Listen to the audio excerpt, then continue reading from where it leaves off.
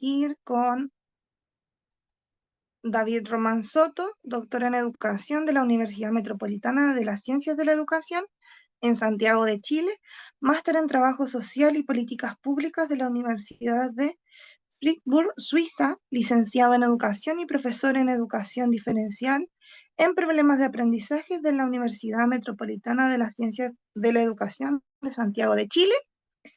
Además, es académico y investigador de la Dirección de Investigación y Posgrado de la Universidad de Aconcagua, con más de 15 años de experiencia académica y profesional en universidades públicas y privadas.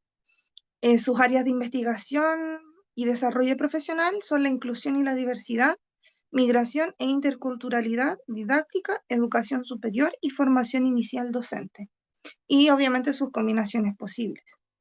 También es creador del concepto interinclusión, el cual es clave interseccional que emerge de la interrelación entre la inclusión educativa, la interculturalidad crítica y la identidad, a fin de analizar y reflexionar dialógicamente la realidad. Dentro de esto tiene un foco sistemático en grupos de estudio sistemáticamente excluidos, tales como la comunidad LGBTQ+,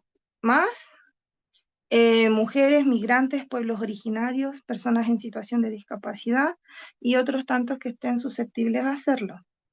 Escritor de libros, capítulos de libros, artículos académicos y ensayos.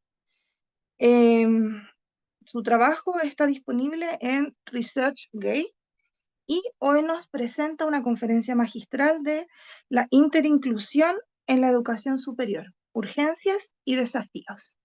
Su tiempo, doctor. Muchas gracias, bienvenidas y bienvenidos a todos los presentes. Les agradezco el que estén conectados. Jenny, Emanuel, Marjorie, veo a Lizeth, a Jessica, a Rosángela. Les voy a compartir pantalla para poder comenzar con esta presentación.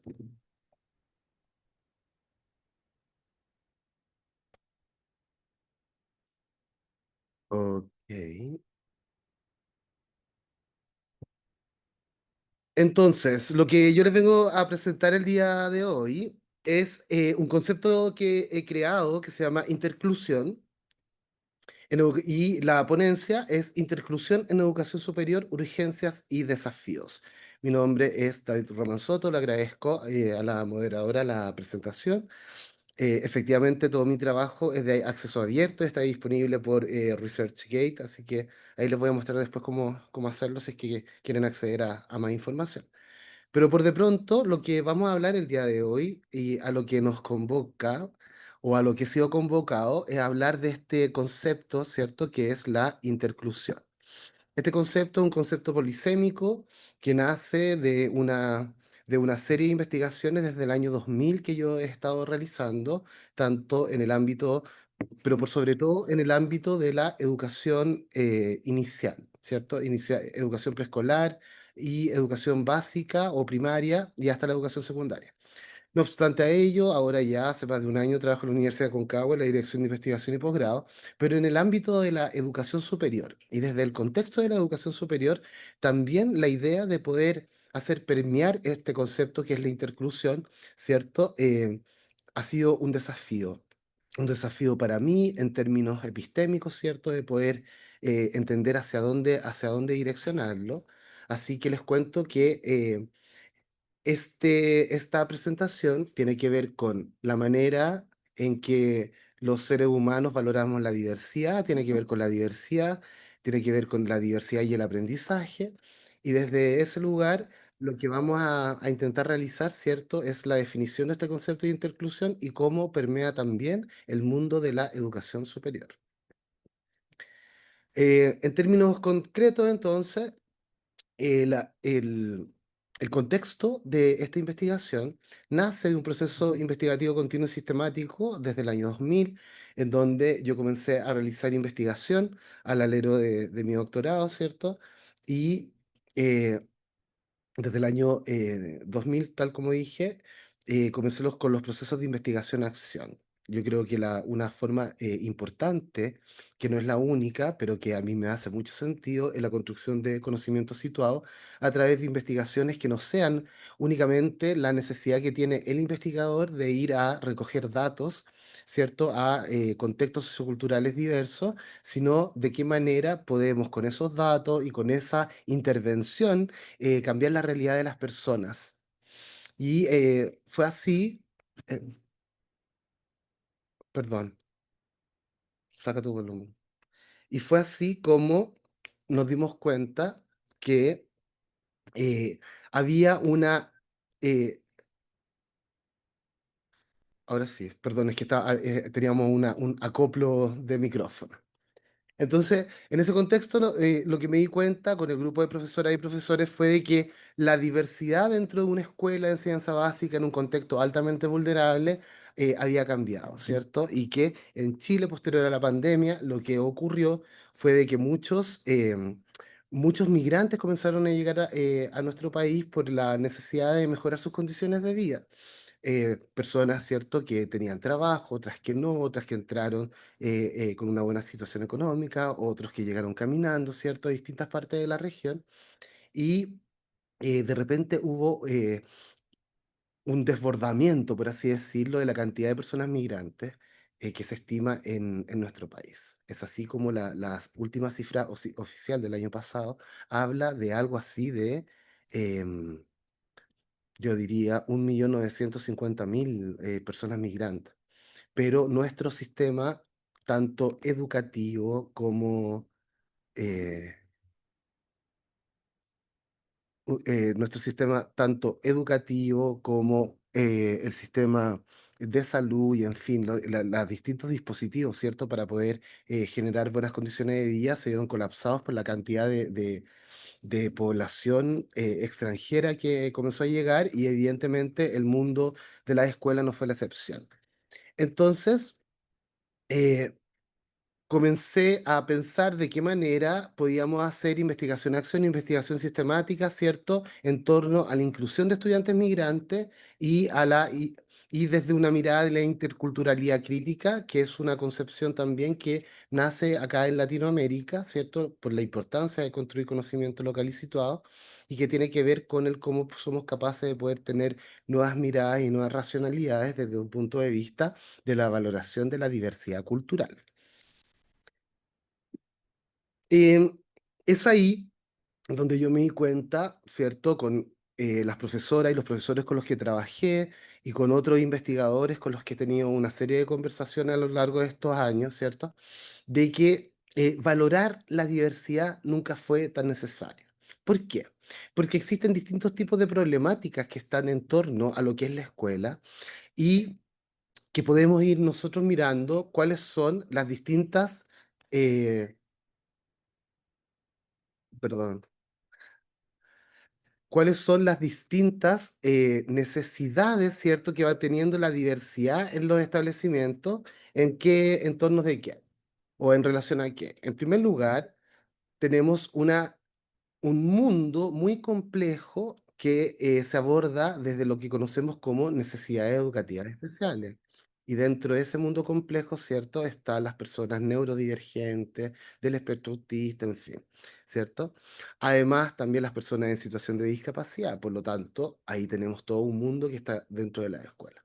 También tenemos la creciente población migrante y en términos de la creciente población migrante, también nosotros podemos darnos cuenta de las distintas capacidades y necesidades, ¿cierto?, que nos aporta todo el plano migratorio, pero a la vez cuáles son los desafíos y las urgencias que van teniendo los mismos establecimientos educacionales por cuanto existe una necesidad real y concreta de las profesoras y los profesores de poder cambiar sus prácticas pedagógicas, pero no existe una orientación de, por parte, ¿cierto?, a nivel gubernamental o por parte del Estado que permita conducir tales propósitos.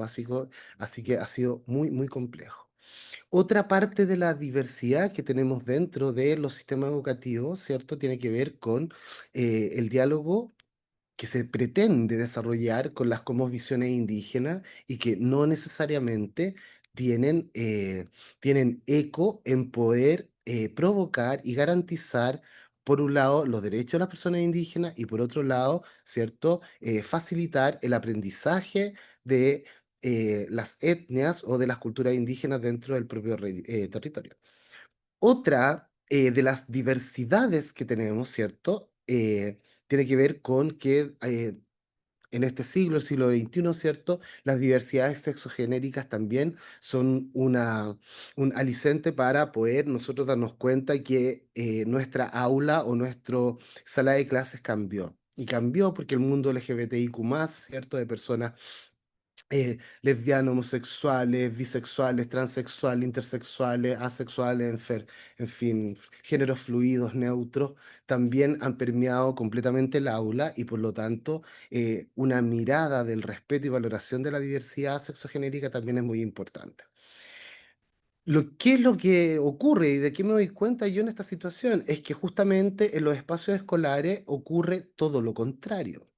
¿Y por qué ocurre todo lo contrario? Porque estamos hablando justamente que los espacios educativos lo que tienden es a la homogeneización, ¿cierto?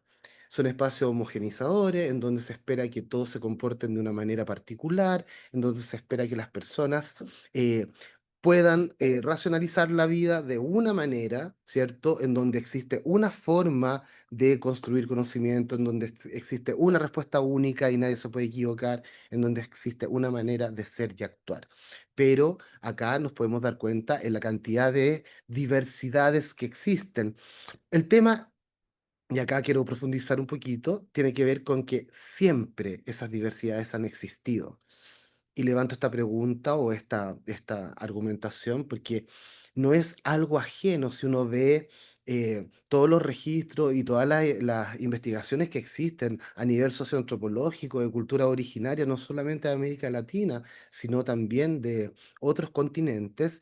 El mundo LGBTIQ+ siempre existió. Siempre existió, por ejemplo, en el mundo mapuche en Chile,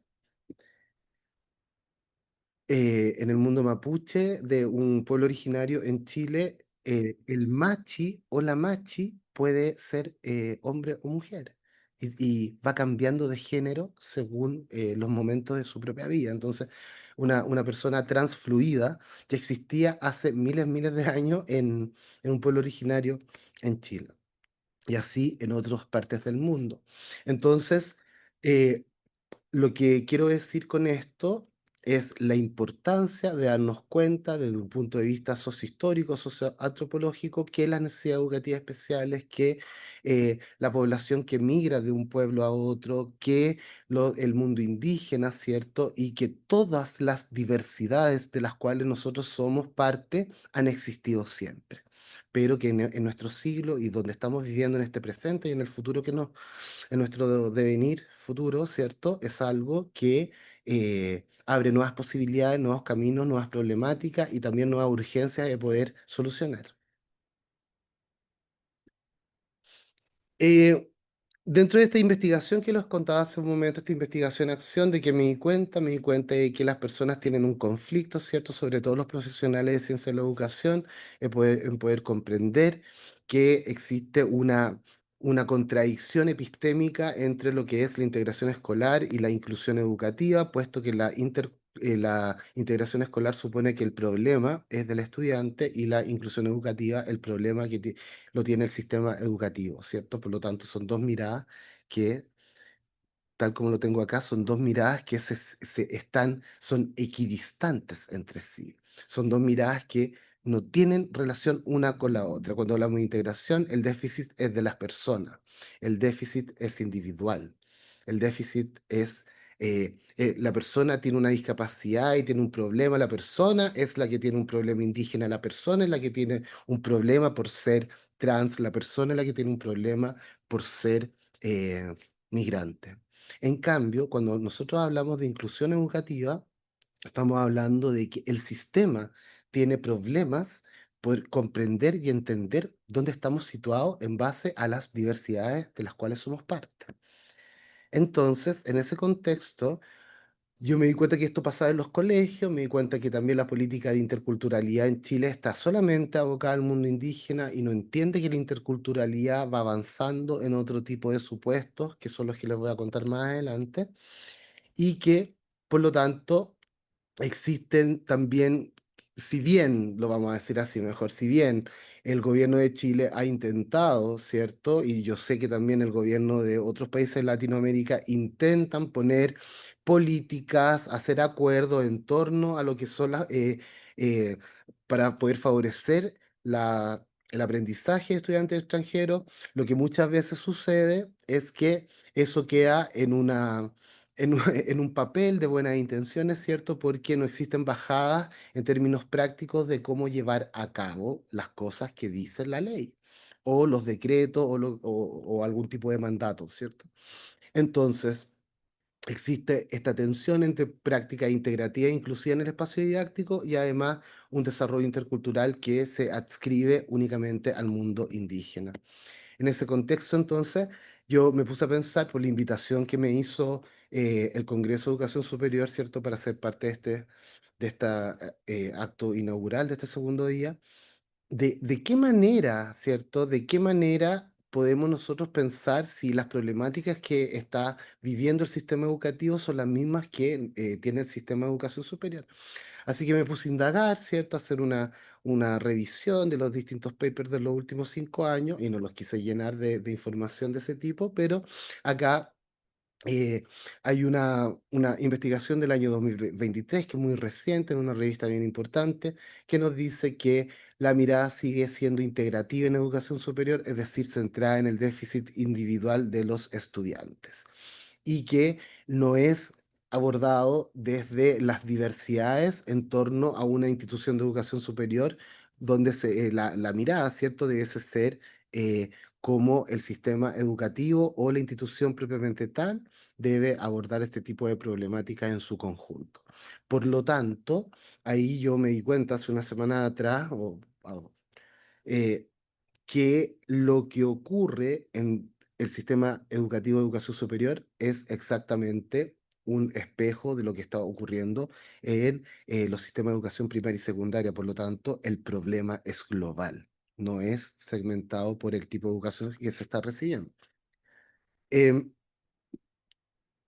en ese contexto, entonces, yo me puse a pensar de qué manera podemos nosotros abordar el tema de la inclusión y de la interculturalidad. ¿Por qué? Porque, en primer lugar, desde un punto de vista de construcción del conocimiento, yo soy parte de un grupo, ¿cierto?, de pensadores latinoamericanos que estamos por la construcción de conocimiento latinoamericano. Nos hemos ido dando cuenta, de repente con los otros investigadores no nos conocemos, pero en los papers que nos vamos leyendo, ¿cierto?, nos vamos citando, en fin, nos vamos dando cuenta de que existe una manera en que nosotros concebimos la realidad en Latinoamérica, lo que yo denomino una ontogenia cultural, es decir, una manera de comprendernos con la naturaleza, con el otro, en la interacción, ¿cierto? Y con nuestros pueblos originarios, en fin, que no lo tienen otros continentes y que no lo tienen otro tipo de pueblo. Entonces, ¿por qué? La gran pregunta que nos hacemos es, ¿por qué eh, tenemos la necesidad como latinoamericanos de copiar orientaciones europeas, norteamericanas, chinas, de la India, en fin? ¿Por qué queremos copiarle a los japoneses cosas que no tienen que ver con nosotros para poder instaurarlas acá a ver si tienen algún tipo de resultado? Evidentemente, las culturas de los otros continentes son completamente diferentes. No obstante a ello, Latinoamérica, si bien nuestros países también tienen culturas diferentes, tenemos una ontogenia cultural de base, es decir, tenemos distintos tipos de aproximaciones que son iguales. Tenemos un respeto por la naturaleza. En Sudamérica decimos la Pachamama, ¿cierto? Acá será de otra forma, en Centroamérica. Digo acá porque yo me encuentro en Costa Rica en este momento. Em, en Brasil es de otra manera, en fin, Perú, pero todos tenemos esa cosmovisión, ¿cierto? Es una cosmovisión argumentativa, ¿cierto? De este entendimiento que nosotros podemos ir haciendo con la naturaleza y con el otro, ¿cierto? En la interacción. Desde ahí entonces, derivación de este proceso argumentativo tiene con la idea de, por un lado, construir conocimiento local y situado, estando, ¿cierto?, en acuerdo con Escobar 2003, también con Quijano 2014, que nos dice que tenemos que avanzar de la matriz colonial y eurocentrista impuesta desde la conquista, ¿cierto?, hacia modelos mucho más latinoamericanos. Y yo hablo de conquista y no de descubrimiento porque evidentemente fuimos conquistados como pueblo y no descubiertos como si no hubiésemos estado, ¿no? Es como si la historia que escriben otros, América aparece en la historia universal escrita por el mundo europeo desde 1492, pero ¿qué pasó antes? Es como si eso no existiera, ¿cierto? Y sí estábamos. Por lo tanto, salir de la matriz eurocentrista es muy, muy importante y relevante. Y también un artículo muy cortito, pero que a mí me gusta mucho, de pensamiento latinoamericano, Rivera Cusicanqui y otros autores plantean lo siguiente, que debemos revolucionar epistémicamente la ciencia social a fin de, abro comillas, armar dentro y fuera de la universidad una esfera pública inclusiva, democrática e intercultural, por decirlo en términos convencionales, cierre comillas.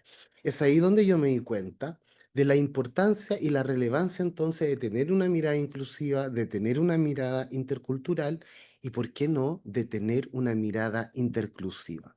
Si estamos nosotros en la orientación de construir conocimiento local y situado, yo me vi no solamente con las ganas, ¿cierto?, sino en la obligación de, ¿por qué no podemos nosotros también inventar nuestras propias conceptualizaciones? Y es ahí donde nace este concepto que es la interclusión.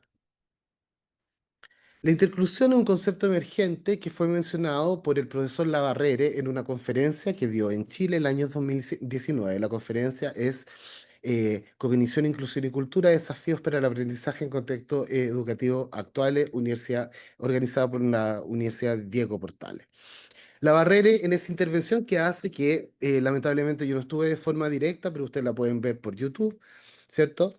Establece nexos entre lo que es mediación e inclusión, ¿cierto? Para poder favorecer procesos de autorreflexión.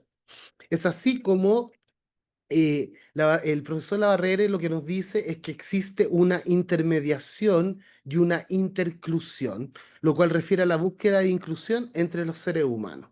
Y ahí algo muy importante porque él dice, y en la medida en que la busquemos, sabremos qué cosa es. Yo dije, esto es, acá existe un concepto que hay que desarrollar, que el profesor Labarrere tampoco ha desarrollado, sino que está viéndolo solamente desde un punto de vista interactivo y yo desde esta ansia, ¿cierto?, que tengo de querer aportar a la construcción de pensamiento latinoamericano, me puse a pensar de qué manera yo podría construir el concepto de interclusión para proponerlo, ¿cierto?, a las comunidades, no solamente a las comunidades académicas, sino también socioeducativas, de poder tener una nueva mirada que no sea desde lo exclusivo desde lo exclusivo para la inclusión o la interculturalidad, sino tener una mirada mucho más compleja, pero a la vez que nos permita reflexiones también más llanas para efectos de poder cambiar y favorecer aprendizaje en nuestras comunidades escolares y también dentro de nuestras propias sociedades, ¿cierto? Así que para poder favorecer esta construcción de conocimiento, lo que hice fue pensar cuáles son los pilares que pueden ser constitutivos de la interclusión. En primer lugar, pensé en la inclusión educativa. La inclusión educativa nace desde el año 2006, 2008, se está pensando en la UNESCO como una manera de poder generar condiciones que sean favorables para poder aprender. Entonces, y en esas condiciones favorables de aprendizaje tiene que ver con la participación del estudiante, tiene que ver con la motivación del estudiante, tiene que ver con la valoración de aspectos lingüísticos, de aspectos éticos, de aspectos étnicos, ¿cierto? De tomar en cuenta el contexto sociocultural. La inclusión educativa está enfocada en lo que es el socioconstructivismo, ¿cierto? Y la inclusión educativa también nos permite valorar lo que es la diversidad para el aprendizaje. Desde otro lugar, ¿cierto? La interculturalidad es un término que es bastante latinoamericano, ¿cierto? Tiene tres aristas, según Catherine Walsh, del año 2010.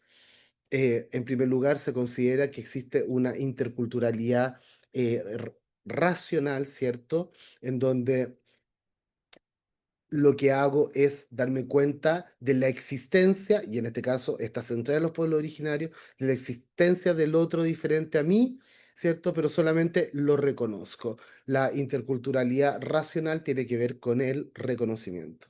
Tenemos también una interculturalidad funcional que tiene que ver con los propósitos propios de los gobiernos de turno, ¿cierto? De, por ejemplo, en el mundo indígena creo cierto tipo de leyes, voy, les entrego un pedacito de tierra y los voy teniendo tranquilos para que no molesten, ¿cierto? En este mundo moderno y globalizado. A eso se le reconoce o se le llama como interculturalidad funcional. Y también tenemos una interculturalidad crítica que las propuestas que se hacen a nivel latinoamericano tienen que ver con el poder eh, saber que las culturas van avanzando y se van provocando movimientos, ¿cierto? En donde la valoración de la diversidad cultural, en donde las diversas culturas de mundo indígena, migrantes, discapacitados, en fin, todas las diversidades se van entrelazando para efecto de formar nuevas identidades, que es la patita número 3, ¿cierto? O el tercer pilar de la interclusión. Entonces, la concepción de identidad tiene que ver con el reconocimiento, pero también tiene que ver con la democratización de las partes que constituyen este todo social, este cuerpo social.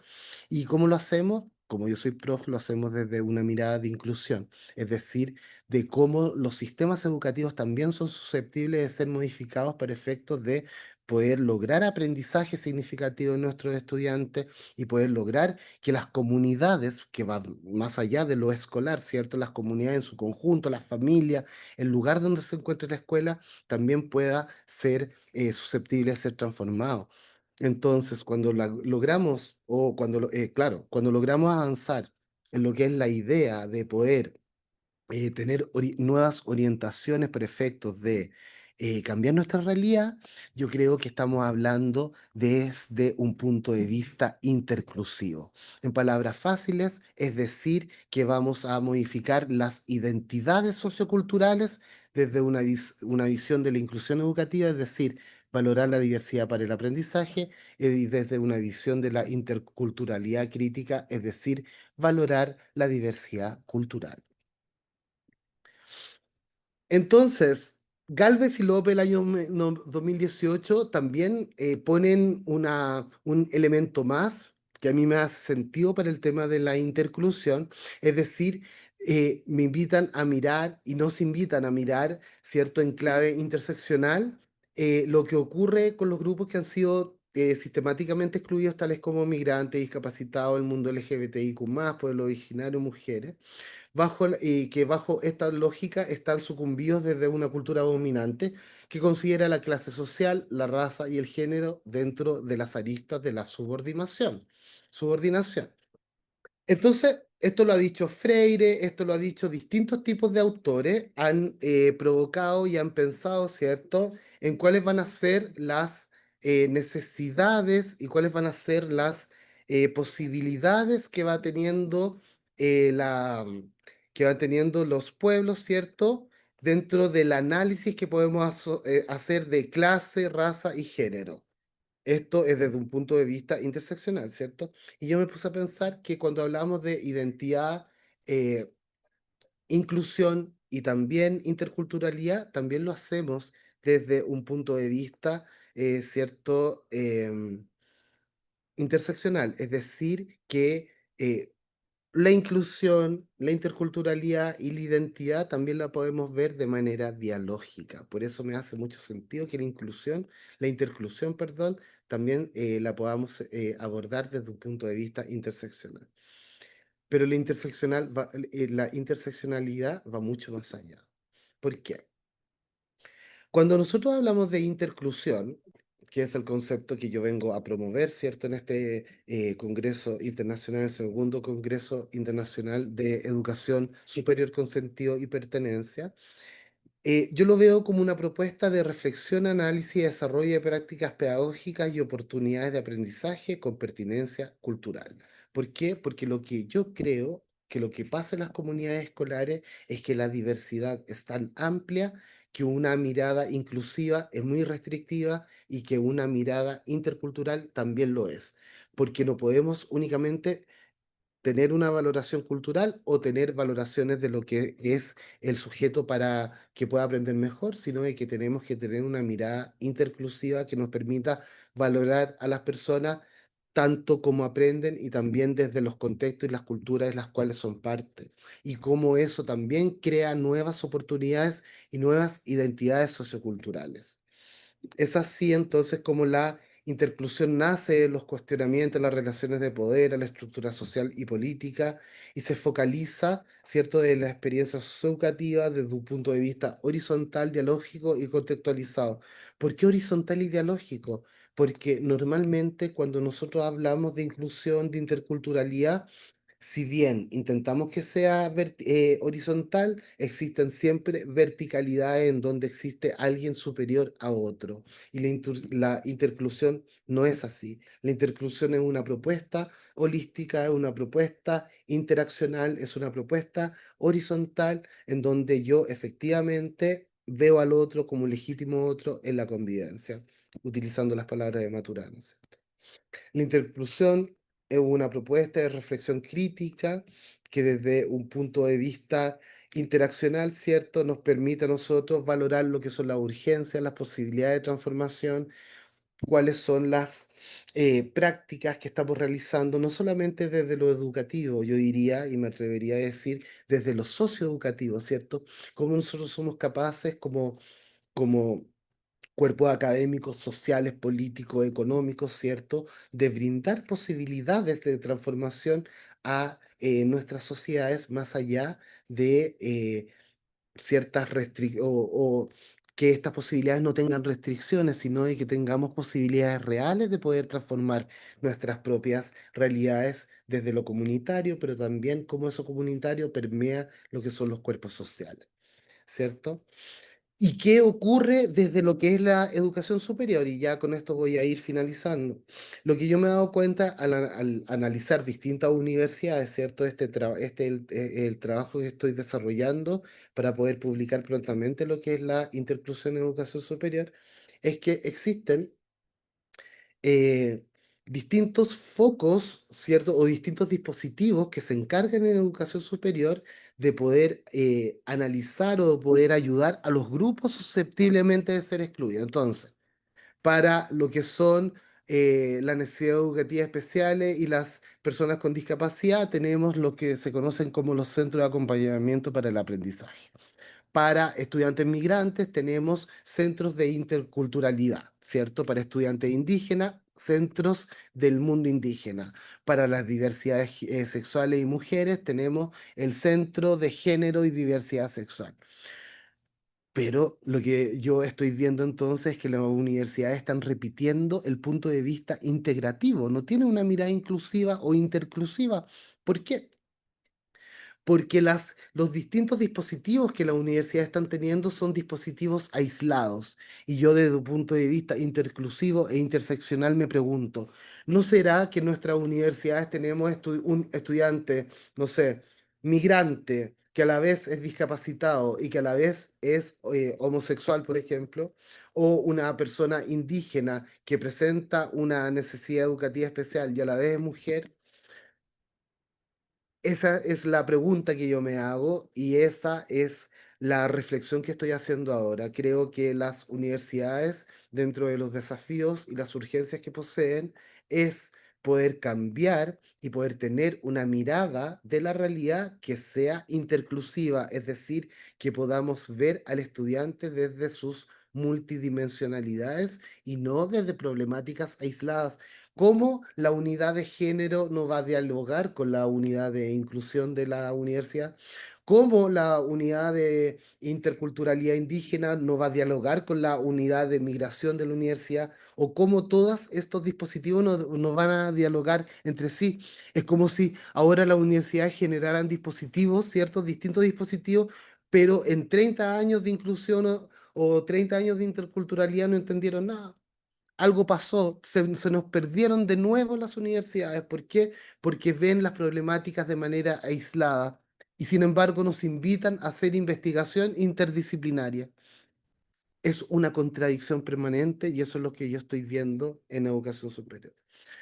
¿Cuáles son mis reflexiones finales en torno a esto? Entonces, en primer lugar, que la interclusión posee una mirada epistémica y práctica para potenciar reales transformaciones en educación superior. Es decir, tenemos que salir de la isla, ¿cierto? Y tenemos que provocar que los distintos dispositivos que están en favor, porque finalmente son a favor de que nuestros estudiantes aprendan, eh, sean posibilidades reales de poder hacer trabajo colaborativo, trabajo conjunto, investigación interdisciplinaria o lo que queramos hacer, pero no podemos estar trabajando de forma aislada. Yo me doy cuenta en muchas universidades, por ejemplo, en las unidades de género y de diversidad sexogenérica, no pueden entrar hombres o personas cisgénero. ¿Por qué?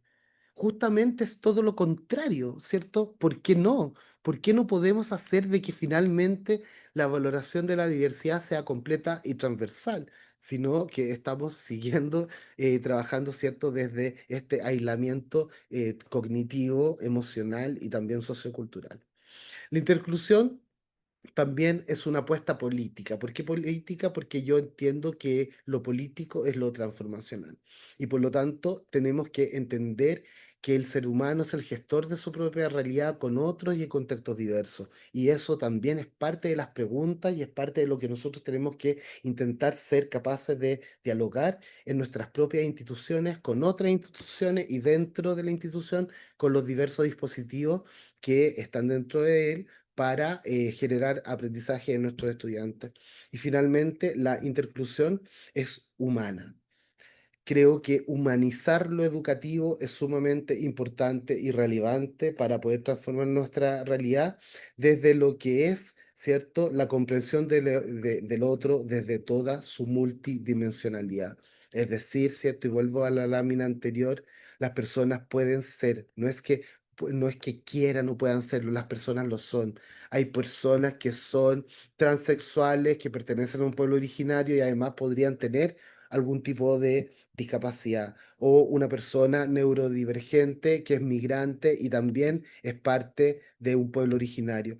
Es así nuestra realidad. Somos así de diversos. No somos solo una cosa, ¿cierto? No somos solo una forma de entender la realidad. La interclusión es una manera, ¿cierto?, de poder comprendernos con el otro para poder tener mundos mejores, para poder tener orientaciones mejores, para poder tener aprendizajes mejores.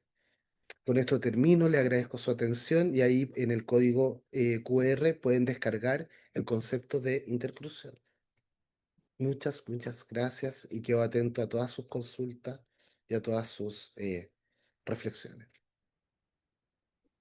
Muchas gracias, doctor David, por esta gran presentación donde nos puso a toda una perspectiva y nos ayudó a reflexionar respecto de nuestra posición, nuestro rol y lo que buscamos al enseñar en educación superior y estos desafíos que también están presentes, dándonos una nueva mirada.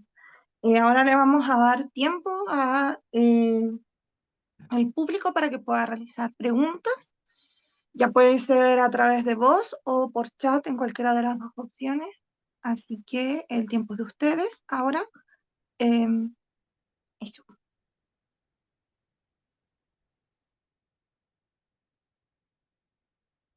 Buenos días. Buenos días. Un gusto saludarte, David, ¿Qué desde El tal, Salvador. Jenny? Qué gusto verte. Gracias, igualmente. Me da mucho gusto verte en este congreso y ver todo lo especial que has compartido con nosotros con respecto a la interclusión. Me gustó mucho algo que tú dijiste sobre cambio de prácticas pedagógicas. Esto es un paradigma bastante arraigado en nuestras culturas, en donde nos resistimos al cambio. Y lo que se está dando en nuestros países últimamente es la integración de nuevo de nuestros migrantes. Ahora migran de nuestros países porque son expulsados de otro país. Entonces, ¿de qué manera ves tú? Esa es mi pregunta. ¿De qué manera ves tú la reinserción a la sociedad que en algún momento nuestros compatriotas dejaron por buscar estilos de vidas distintos y ahora tienen que insertarse a un nuevo estilo de vida, porque la historia cambia, el tiempo cambia, en cuanto a la búsqueda de una educación que pueda cumplir con sus expectativas actuales? Gracias. Yo creo que, bueno, primero, cuando migramos, ¿cierto? Existe una dificultad. No sabemos dónde migramos, sobre todo, y porque hay dos tipos de migración, ¿cierto? Hay una migración que uno lo hace de forma voluntaria. Yo he sido migrante varias veces, pero es porque yo he querido irme a otro lado, ¿cierto? Pero lo que está ocurriendo en Latinoamérica y sobre todo, por ejemplo, con nuestros hermanos y hermanas venezolanos, es que es una migración forzada. Ellos migran, o lo que ocurre en Gaza es una migración forzada. Lo que ocurre en Ucrania es una migración forzada. Son personas que deben migrar porque su vida corre peligro, ¿cierto? Piden asilo político en otros países. Y es por eso que es tan complejo esta idea de cerrar fronteras para personas que su vida corre peligro. Partamos por ahí. Entonces, cuando una persona que corre peligro eh, migra, ¿cierto? Migra para poder mejorar sus condiciones de vida, migra para poder favorecer que sus familias estén mucho mejor, ¿cierto? Y ahí empiezan otro tipo de dificultades, porque, claro, nosotros, de qué manera los pueblos que son los pueblos receptores tienen la capacidad también para hacerse cargo de esa migración, ¿cierto? Que ese es otro problema también. De repente uno desde los derechos humanos y desde una cosa bien sui generis, sí, vengan para acá, los vamos a recibir a todos, no sé qué, pero por otro lado nos damos cuenta, oye, acá tenemos un problema real de que no tenemos la capacidad para poder recibir a tantos migrantes. Por ejemplo, en el caso en Chile, nosotros tenemos casi 2 millones de migrantes. Y nosotros, nuestros propios problemas no los teníamos ni siquiera resueltos para las personas chilenas, ¿cierto? Que es lo que le pasa a muchos países. Teníamos problemas educativos, problemas de salud, problemas con las pensiones, problemas en la situación laboral, alta cesantía, no sé qué. Y de repente llega 1 millón de personas más, hizo colapsar el sistema completo. Porque además fue así como rápidamente, en 6 meses, un año, se instaló otro millón más y bueno, pero tampoco, mm, em, a mi juicio, no los podemos expulsar, ¿cierto? No podemos caer en ese tipo de prácticas que son degenerativas desde lo social. Entonces ahí yo me puse a pensar, ¿cierto? Y atendiendo a tu pregunta, creo que la dificultad pasa porque la migración ha sido muy abrupta, ha sido muy rápida. Y en todos los países de la región hemos tenido la misma dificultad, ¿cierto? Ha sido todo muy rápido, muy abrupto y no hemos tenido ni el tiempo de poder generar buenas políticas de acompañamiento y tampoco el tiempo de poder digerirlo de buena manera. Entonces las personas tienden a discriminar a sus propios hermanos latinoamericanos. Se han generado procesos de discriminación, ¿cierto? Pero también ha pasado algo súper bonito, es que se han generado procesos interclusivos. Nosotros, y con esto termino, nosotros el 18 de septiembre en Chile tenemos nuestra fiesta nacional de la independencia, ¿cierto? Las fiestas patrias. Y lo que ocurrió fue de que alguien subió por Instagram o por TikTok una arepa rellena con el relleno de la empanada chilena y se llamaba arempanada. Y yo dije, esto es interclusión. Estamos avanzando, ¿cierto? En que los pueblos, porque va a ser de forma natural, ¿cierto? En 20 años más van a haber muchas familias chilenos-venezolanas, chilenos-peruanas, chilenos no sé qué, tal como ocurre en otras partes del mundo. y en donde se empiezan a juntar las cosas, se empiezan a mezclar, pero se mezclan de forma natural. Ahora, lo que pasa en nuestros pueblos en la actualidad es que la mezcla que estamos realizando, la interclusión que estamos realizando es un poco forzosa porque ha sido demasiado abrupta. Pero yo creo que los pueblos y nuestros pueblos latinoamericanos, por la manera en que somos y actuamos, tenemos la capacidad de ir avanzando en que eso se haga de forma mucho más orgánica y natural. Gracias, Jenny, por tu pregunta. Y un gusto verte, además. ¿Alguna otra pregunta del público? A mí, hola, buenos días. Buenos días, hola Un Marjorie, ¿qué tal? gusto conocerte, David. Bueno, agradecerte primero por la presentación. Comentarte un poco, yo soy migrante, yo vivo en Iquique en este momento Ok, y trabajo lo que son temas de competencia comunicativa e intercultural. Entonces súper. me llama mucho la atención el nuevo concepto que estás proponiendo, bueno, que ya venía proponiendo el anterior investigador que no recuerdo el nombre, la Berrea, la Berrera, La Barrere, pero la claro, Barrere, la solo Barrere. lo nombró, no lo alcanzó a desarrollar, digamos. Ya. Y hay algo, o sea, yo trabajo, como te decía, con la competencia comunicativa intercultural y recientemente estoy terminando mi tesis de doctorado. Y yo Perfecto. investigué cómo cómo influían las variables interseccionalidad, género, origen étnico en el desarrollo de la competencia intercultural. Pero dentro Ok, de estos resultados, algo que fue muy importante es que no se define bien qué quiere decir interculturalidad. No hay una definición concreta. Y exacto. bueno, después empecé por la competencia intercultural, por competencia comunicativa intercultural, pero ni siquiera el término de interculturalidad. Y ahora veo este nuevo término que es interclusión, que redondea la parte interseccional, la parte intercultural, pues es novedoso, lo encuentro muy atingente con lo que con los hallazgos recientes que tengo ahora Súper. de investigación.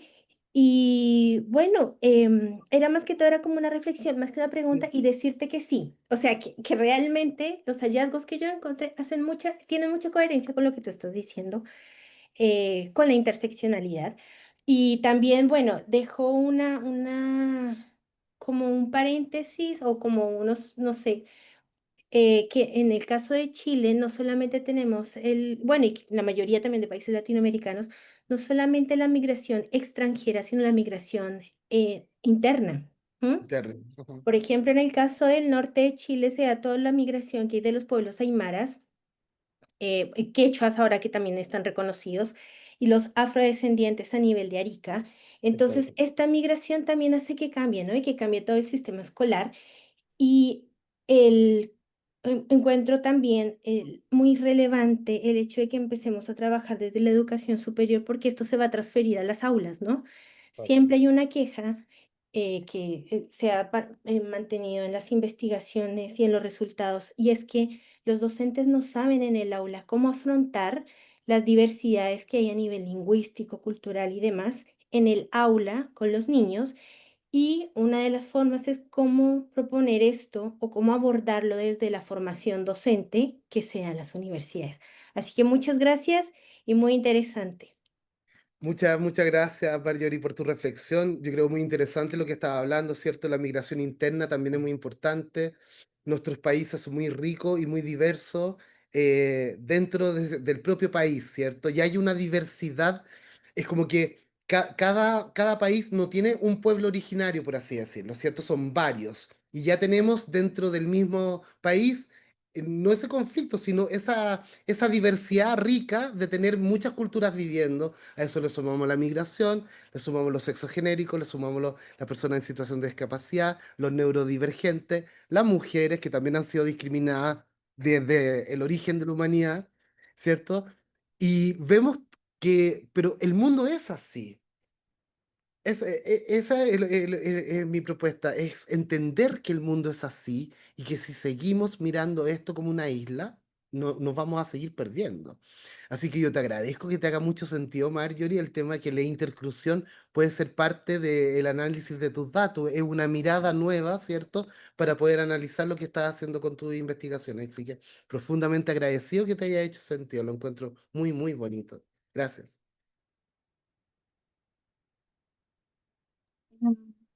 Muchas gracias, doctor David.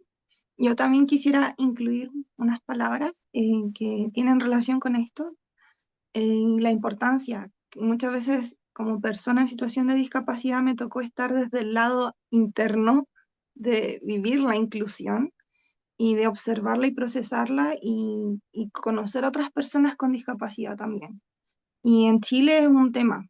Yo le comentaba al doctor que tuve problemas para escoger mi universidad porque aunque la ley de inclusión existe, muchos espacios educativos no la integran realmente. Entonces, yo no tenía la opción de poder escoger cualquier universidad. No tenía la opción de escoger la carrera que yo quería en el lugar que yo quería, porque tenía que ser una universidad que me diera ese espacio. Y dentro de esto también conocí otras realidades que están asociadas a lo mismo, como por ejemplo la realidad de las personas sordas, que también tienen problemas graves con esto y se juntan entre todas estas dinámicas que son súper complejas. Hay un caso en la comunidad sorda que se trabaja harto en Chile, como entre las personas sordas, que es el caso de Camila, que ella era una persona sorda y su pareja cometió un femicidio en contra de ella. Y las personas que podían declarar, porque toda su familia son personas sordas, no podían declarar porque no tenían intérprete. Y eso hasta el día de hoy sigue siendo una temática. Entonces, siento como que el hablar de este tema y plantearlo desde ese punto, claramente esa era una problemática de inclusión que no necesariamente era solo de personas sordas, porque estábamos Exactamente. hablando de personas sordas y personas y mujeres. Y Exactamente. bueno, ella todavía no obtiene justicia, entonces qué importante poner en la palestra esto y qué importante que se enseñe de esto. Una de las cosas más difíciles, porque no nací con discapacidad, la discapacidad la adquirí en el proceso, fue darme cuenta de que nunca vi personas con discapacidad en profesiones. Nunca tuve profesores con discapacidad, nunca vi un jefe con discapacidad. Y eso entrega representatividad y abre espacio. Entonces, el hablar de esto pone a las personas con discapacidad, a las personas que son sistemáticamente excluidas en una posición en la que existen en la sociedad. Y muchas gracias por eso. Como persona con Qué linda, discapacidad, Andrea. muchas gracias por eso. No, muchas gracias a ti por tu preciosa reflexión. Justamente la invitación de la interclusión es eso, ¿cierto? De que miremos que no es solamente una discapacidad, lo que, por ejemplo, lo que a ti te ocurre, sino de que podamos darnos cuenta de que ser discapacitada, en tu caso, por ejemplo, ser discapacitada y ser mujer ya es una arista mucho más complejo de abordar, ¿cierto? Y que, imagínate, si fueras discapacitada o persona en situación de discapacidad mujer y no tuviera la posibilidad de ser profesional, sería mucho más complicado también, ¿cierto? Porque quizá uno en la universidad ve qué pasa, no sé qué, pero cuando a las personas les toca trabajar, una persona en situación de discapacidad les toca trabajar, de repente no hay dónde trabajar. Y ocurre muchas, muchas veces. Y aun cuando en Chile tengamos, por ejemplo, esto, la ley del 1%, en donde las empresas con más de 100 trabajadores deben recibir a personas con discapacidad, no sabemos si esto se está cumpliendo o no. Pero te agradezco la reflexión porque justamente es eso, ¿cierto? La mirada interclusiva es que no nos podemos separar por partes, sino que efectivamente debemos ser capaces de entender que la realidad, de entender que como seres humanos somos diversos, pero a la vez somos complejos. Gracias, Andrea, te pasaste. Muy, muy lindo. Yo, Ahora, Francisco, sí. Francisco. ¿Cómo están? Está Francisco, dice. Sí, muchas gracias. Hola. Hola, Eh, hola, ¿qué tal? Mucho gusto. un gusto ahí, también desde Chile.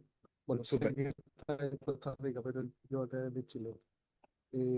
Mira, agradecer por la presentación, muy interesante, muy interesante. Qué ganas de poder seguir conversándola como con ejemplos y detalles. Yo, más que conversar más de ese tema y agradecer, por supuesto, el testimonio de Andrea, que son cosas claves que uno hace justamente en el ámbito de la inclusión. Yo los quiero invitar. Yo en la tarde presento mi ponencia y justamente respecto a la temática, es una puesta en práctica en las políticas de inclusión para personas con discapacidad, pero no en el DUOC UC acá en Chile, Súper. y se relaciona mucho respecto a lo que ustedes han comentado. Entonces, quise aprovechar ese link que se logró gracias al testimonio de Andrea y por supuesto a tu respuesta, David, para poder invitarlo y poder seguir hablando de esta temática fundamental. Así que muchas gracias Excelente.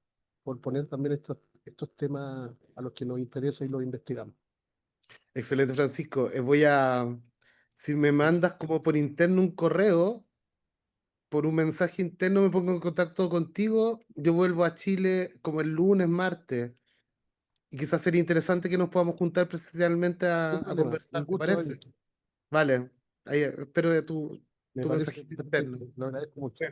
De nada, Muchas gracias. Nos vemos más gracias. tarde. Sí, nos vemos. Stephanie. Hola, mucho gusto a todos otra vez. Yo les quería contar, bueno, ya la mayoría sabe que yo soy profesora de educación preescolar.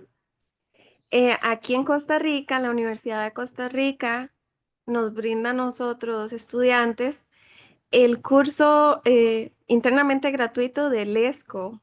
Tenemos LESCO. LESCO es Lengua de Señas Costarricense y nos brindan el uno y el 2. Y yo como docente de educación preescolar decía, pues, ¿qué puedo hacer, verdad?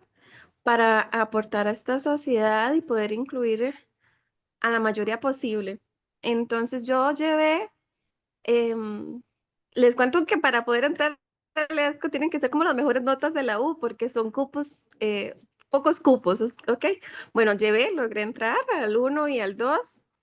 Y les cuento mi experiencia que ya tuve, el acercamiento con dos personas sordas. Em, con la ESCO 1 conocí a una señora en el bus. Increíblemente, yo sabía, yo la entendía, yo pude hablar con ella, nos hicimos amigas, viajábamos en el bus. Sinceramente sentí muy bonito porque en otro momento no hubiese podido comunicarme con ella. Ella sintió hermoso porque yo podía hablar con ella. Y en otro momento les voy a dar un dato curioso, que soy payasita. Tengo 22 años de ser payasita, animando eventos. Y por primera vez, después de haber llevado los dos cursos de Lesco, me comuniqué de payasita con una niña que llegó a pintarse su carita. Y ella me dijo de gracias, gracias, y yo de una vez la entendí y le respondí con mucho gusto. Y tú no sabes la felicidad de esa familia al ver que su niña había sido incluida, ¿verdad? Entonces, ¿cuál es el propósito de todo esto que les digo? Porque yo lo quiero por si me llega un niño o una niña que necesita ser entendido, ser incluido, y los invito pues a aprender lengua de señas. Es una forma de incluir, aunque sea una partecita de esta población que necesita ser incluida, pero estamos haciendo algo. Excelente, Stephanie. Excelente. Payasita, profesora, comunicadora, coordinadora. Las personas, estás dentro de toda tu propia diversidad. Sí, es muy lindo que nos conozcamos desde ese lugar. Y te agradezco tu reflexión. Muy, muy bien. Yo también creo que es muy importante. Donde uno se encuentre, el poder ir aprendiendo las maneras y las formas que podamos nosotros eh, hacer, ¿cierto? La posibilidad que nosotros tengamos de poder realizar cambios. Sí, finalmente acá en Latinoamérica nosotros hablamos como de una política de trinchera, ¿cierto? Cada uno desde la trinchera en la que se encuentra debe intentar hacer un cambio, porque de lo contrario la vida también es un pestañeo. Uno está en un momento, uno cree, oh, no, tengo 20, tengo 30 y la cosa, y después uno se da cuenta para atrás Y a algunos les pasa, felizmente no es mi caso, porque siempre he tenido tanta inquietud, es que ando así, como voy para allá, voy para acá, hago cosas, pero hay otras personas que la vida como que les pasó nomás, pasó. Y quizás son justamente ellos los que tenemos que apoyar para que la vida no sea solamente un respiro, sino que la vida sea efectivamente un momento bonito de poder tener un lindo registro, un lindo recuerdo y poder entregarle al otro lo que uno sabe, lo que uno siente y lo que uno quiere expresar. Así que te agradezco tu reflexión, Esther. Bueno, para ir finalizando, les vamos a pedir que todos puedan encender sus cámaras para tomar una foto grupal en donde podamos observarnos. Muchas gracias. Mira, ahí está Rosy. Bueno, yo los voy a saludar a los que no había visto. Rosángela, hola. Ah, ese fue. Lisette, hola, mucho gusto. Rocío, ¿qué tal? Mucho gusto. Gracias por haberse conectado. Ahí está, Rosángela de nuevo. Hola, mucho gusto. Gracias por haberse conectado tan temprano. Les agradezco un montón el que hayan participado de esta conferencia. A ti, doctor, por Vamos tu enseñanza. Muchas gracias. Muchas gracias. Vamos a tomar foto. 1, 2, 3. Uy. Vamos a tomarla de nuevo que la Rosángela no sale. 1, 2, 3. Excelente, Muchas gracias a todos. excelente. Francisco, ya tengo tu correo, te escribo en un rato. Y bueno, vamos a continuar con la siguiente sesión. Yo me despido, tengo que ir a otra parte del Congreso, pero en forma presencial. Así que voy a estar viniendo, yendo y viniendo, pero un gusto haber estado con usted, un placer haber reflexionado y espero que vean el artículo, lo descarguen y si la interclusión les hace sentido, que empecemos a ocupar el término. Esa es mi invitación. Quizás en unos años más ya no hablemos de inclusión e interculturalidad por separado, sino que hablemos de interclusión. Y sería súper, súper bonito que nazca desde acá. Eso, un abrazo, cuídense, que estén bien. Chao, chao. Muchas gracias. Ahora vamos a salir de la sesión y a las 10 vamos a retomar con la siguiente ronda. Muchas gracias. Gracias a ti, Andrea. Hasta luego.